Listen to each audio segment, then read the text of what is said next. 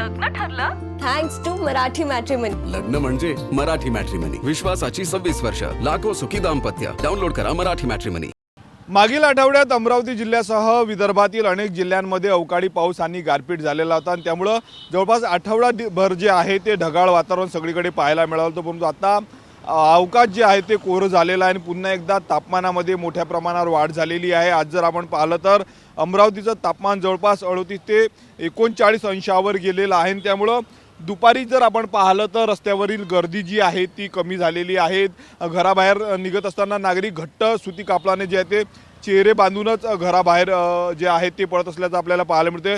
प्रत्येक दुचाकीस्वार जो आहे तो चेहरा बांधल्याशिवाय घराबाहेर पडत नाही, कारण तापमान जे आहे ते मोठ्या प्रमाणावर वाढलेलं आहे। आगामी काळातही अशाच पद्धतीनं तापमान वाढणार असल्याचा अंदाज हवामान विभागाने दिलेला आहे। दुसरीकडे जर आपण पाहिलं तर या वाढत्या तापमानाचा फटका जो आहे तो मोठ्या प्रमाणावर संत्रा बागांना बसतोय।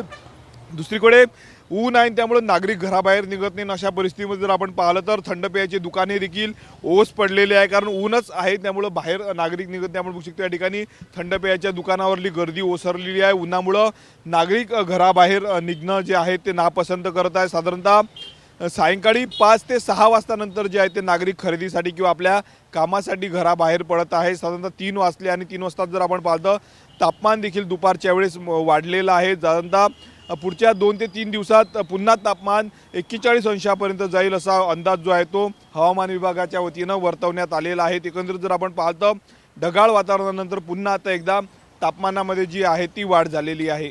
कॅमेरामन अनिकेत दातोंडेसह मी स्वप्नील उमाप, TV9 मराठी, अमरावती। लग्न ठरलं थँक्स टू मराठी मॅट्रिमनी। लग्न म्हणजे मराठी मॅट्रिमनी, विश्वासाची 26 वर्ष, लाखो सुखी दाम्पत्य। डाउनलोड करा मराठी मॅट्रिमनी।